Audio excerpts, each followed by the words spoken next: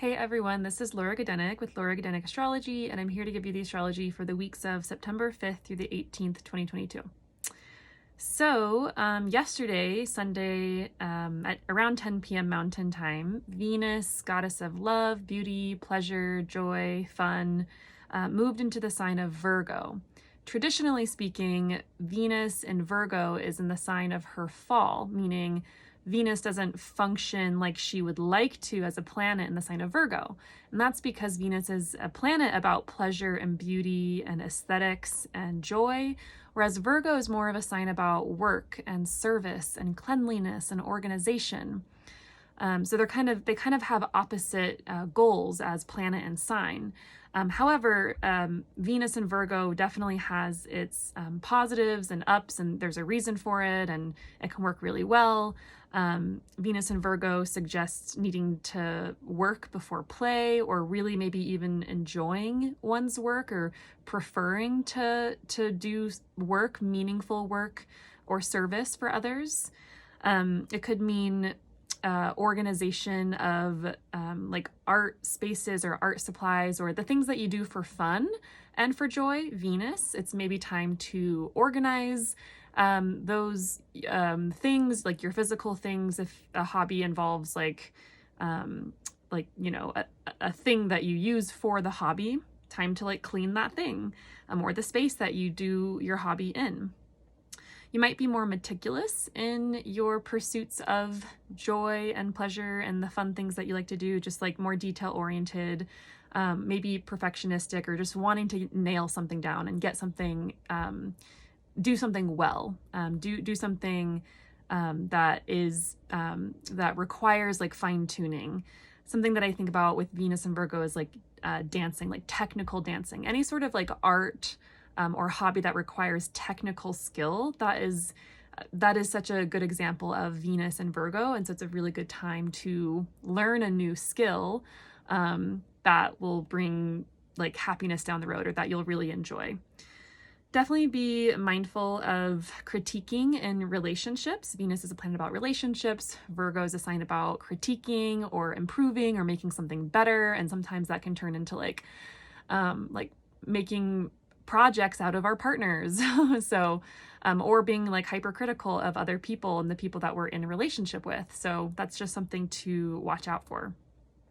This is definitely, once again, a placement for fine craftsmanship and cleaning and organizing your play spaces. So Venus will be here until September 29th of this year, and we'll get into Venus in Libra when she moves into Libra at that time. Okay, Friday the 9th. So there's not much going on this week. Really, the first major thing is at the end of the week, we have Mercury in Libra stationing retrograde. This will happen at 8 degrees of Libra.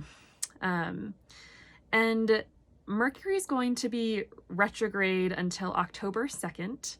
So September 9th through October 2nd is the time when we will be reviewing or going back over something. That is what retrogrades are all about. They're all about traveling over the same territory that we just went through, and kind of fine-tuning or reviewing, looking back over. So Mercury is going to retrograde all the way back to 24 degrees of Virgo, and this is in an opposition to Neptune. So Virgo or Mercury opposite Neptune can feel kind of like confusing information, feeling a bit foggy, like things are unclear, not having all the data. And so this retrograde back to that point might bring up additional information that you didn't have before. Maybe the mystery is solved. Maybe there's something of that storyline. So Mercury was first here. When was it? It was August 21st. That's when Mercury and Virgo first opposed Neptune and Pisces. So you might want to look back in your calendar, whatever you use to keep track of time, and whatever was happening around that time, there might be a revisitation of that time where things are perhaps clearing up. There's some sort of continuation of the story. Overall, we'll be reviewing something that has to do with the Libra Virgo parts of our charts. So whichever house, especially between 24 degrees of Virgo and 8 degrees of Libra, whatever house that is activating for you, and it might be 2 houses depending on the house system you might be using. That's maybe a little bit too technical, but that area of life is what is under review during this time. Okay, let's see. Saturday the 10th, we have a full moon in Pisces. This is going to be happening at 17 degrees of Pisces. And so we have a lot of Virgo things going on right now. The sun's in Virgo. Venus just moved into Virgo. And Virgo, once again, is a very meticulous, kind of detail-oriented, work and service-oriented sign. Virgo likes lists, it likes planning, likes organizing, likes getting things done. Whereas Pisces is a sign that really needs to go with the flow more and be in the moment and not have a schedule or not have as much of a routine. There's literally like Pisces does way better when it can just go with the flow and go with what Pisces is feeling, because it's a sign about feeling and emotion and intuition and non-linear time, basically. And so this feels kind of like a moment to let go of the Virgo and feel more into the Pisces. So let go of the list, the planning, the work, all the things you have to do, and be in the magic. It's time to chill out, be in imagination and flow, do something creative where you get lost, do something where you can kind of escape from day-to-day reality, because that's what Pisces is really good at. There's like escapism in a negative way, of course, but there's also healthy escapism where we're escaping into the truly magical realms of reality and existence. And I'm not necessarily talking about drugs, but just kind of like, things like meditation, retreat, mysticism. These are very Piscean themes and topics. So really good day for that.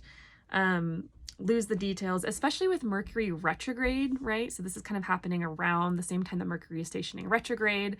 The details are going to be a little foggy anyways, because Mercury retrograde, Mercury, the planet of the mind and of communication, is no longer moving in a forward linear direction. Mercury is moving backwards. So it's not the best time to do linear forward thinking things if you can help it.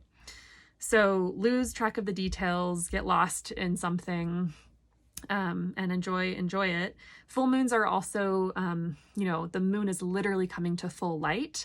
So it could be this sense of something being revealed, or there's a light being shined on something. And it could be related to the Pisces part of your chart, whatever house that has Pisces on the cusp. So there's that element as well. Okay, so that is happening on the 10th, and we're going to be feeling this kind of like let go, imagination, being in the flow kind of vibe for a couple of days, because the sun is approaching an opposition with Neptune. So this full moon isn't quite like a exact opposition to or conjunction with Neptune, but it's close. And so we'll be feeling this vibe for a couple of days, but I'll get there in a moment. Okay, Sunday the 11th, the sun in Virgo makes a trine to Uranus and Taurus. Trines are aspects that are easy and full of opportunity, and sometimes we might miss them because there's not like a conflict involved where we have to like work hard at it. It just kind of comes easily and naturally. But this is a day of innovation and changing things up, doing something a bit different this day. There might be transitions or change that come rather smoothly that you might not even really notice. It's a day to also speak your truth and kind of shine your authentic, bright self.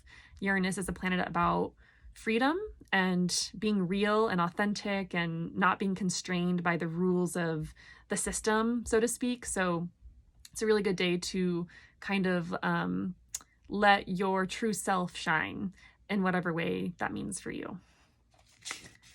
Okay, so Friday the 16th, the following week, there's not much that goes on in the early part of this upcoming week and the following.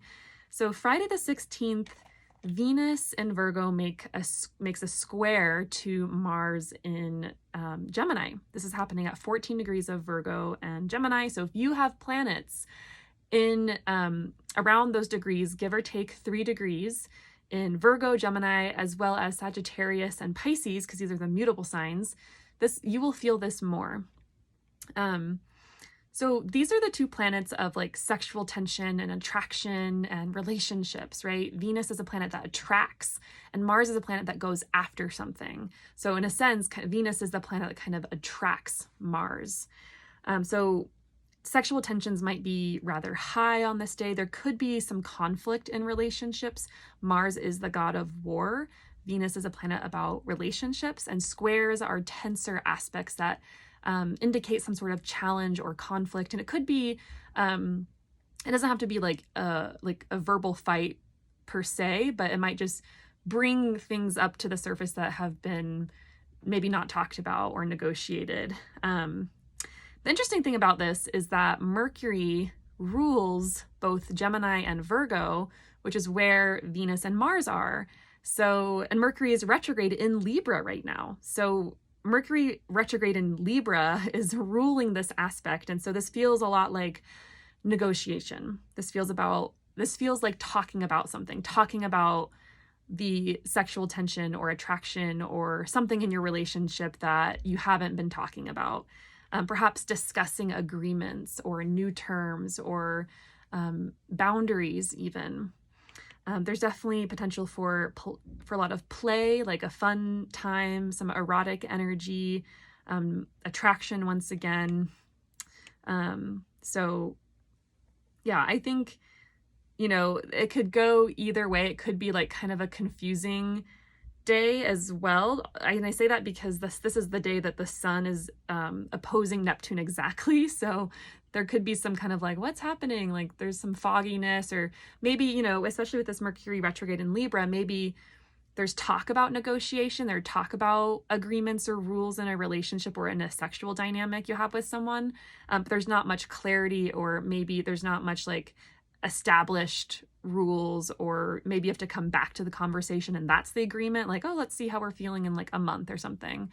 So that sun opposite Neptune can give kind of a confusing or foggy feel to the day. It's also very daydreamy and elusive, and once again, it's still that time to kind of chill and be in nature and listen to music and get lost in something. Dance, meditation, good day for that.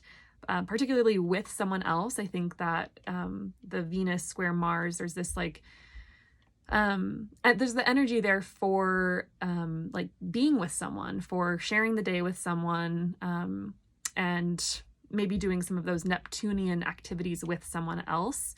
But yeah, once again, definitely feels like negotiation, talking about things, and things being a little confusing, be like, oh, I don't know, like, where are we at? What are we feeling? Maybe we revisit this. Could also mean a lot of other things. It could be totally more related to the Virgo Gemini houses in your chart. That's going to be different for every person depending on what your rising sign is. But generally speaking, it's going to be more about relationships and sexual attraction. So just watch out for that. And if you have like no mutable planets or points, then you might not even really notice this at all, or it might be very subtle. So there's that possibility. Okay, Sunday the 18th, Mercury retrograde is making an opposition to Jupiter, which is retrograde in Aries, is happening at 4 degrees of Libra and Aries. So Mercury made this aspect once before when it was moving in a direct motion, and this happened on September 2nd, so not too long ago. So think back to that time. What was happening on that day around September 2nd? Once again, this could be a time to revisit that time period, renegotiate, come back to that time for whatever reason to continue the story. Mercury opposite Jupiter feels kind of like making big promises, or planning too many things and being a bit overwhelmed. Definitely a day of like more philosophical, lofty conversations. Once again, there's that quality of like negotiating.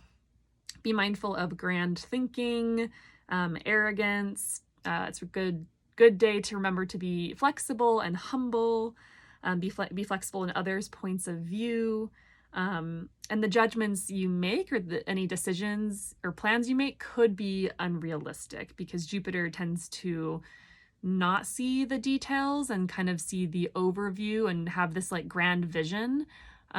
Whereas Mercury is usually a planet that wants to get into the weeds and like make lists and plan things, right? Because it rules the sign of Gemini and Virgo. So another possibility is that sometimes with these oppositions, it's like one person in a dynamic is playing Mercury and another person is playing Jupiter. So watch out for that. And you could kind of notice this even a couple days before the 18th or a couple days after as well. So one person being Mercury might be the person who's like, you know, trying to, you know, asking questions to, with some, you know, talking with someone, discussing, asking them questions, being curious, trying to negotiate, trying to find an agreement, you know, being amicable. And perhaps the Jupiter and Aries person might be more like, it's my way or the highway, or more argumentative, not necessarily argumentative, but self-righteous and thinking that they're right, or and not being willing to see another person's point of view. So there could be that tension, that push and pull of those two opposing dynamics.